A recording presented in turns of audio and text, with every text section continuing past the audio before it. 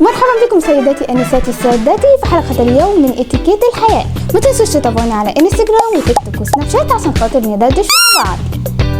ثانية وكمان ما تنسوش تعملوا شير ولايك وسبسكرايب للقناة عشان خاطر قناتنا تزيد. يلا بينا نبدأ الحلقة.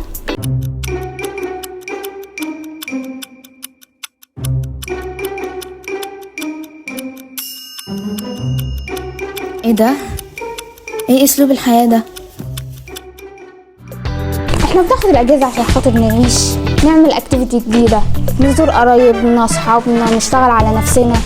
انما نوم واكل وموبايل روتين ممل مرفوض. والله انتي هتنامي كده؟ وانت مش بتحبي نفسك شوية؟ نايت سكين كير روتين يعني فرق كبير، بدل ما بنصرف قد كده في العيادات وفي المنتجات الغالية. وانتي بقى هتقارني نفسك باللي على النت والسوشيال ميديا؟ احنا بنات بتثق في نفسنا وفي قيمتنا. النت مليان فلاتر، فيس اب، عمليات تجميل، ومش كل ستايل حياة بنشوفه على السوشيال ميديا بنقارنه باللي اهلنا ربنا عليه. يا الله على الدراما اللي انتي عاملاها، لو تمشي وتسيبيه بس. لا انت مش مقدرة نفسك ولا بتحترميها، قاعدة في علاقة بتستنزفك عشان خايفة تكوني لوحدك. لا ده مش حب، ده مرض.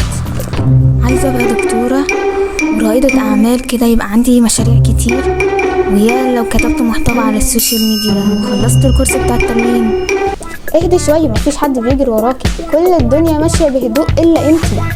الاتيكيت في النعومة، في الانسيابية، في الهدوء، مش في سباق يا روحي. وهنا سيداتي انساتي سادتي انتهت حلقة اليوم من اتيكيت الحياة. ما تنسوش تعملوا لايك وسبسكرايب وشير للقناة عشان خاطر تشوفوا كل الفيديوهات.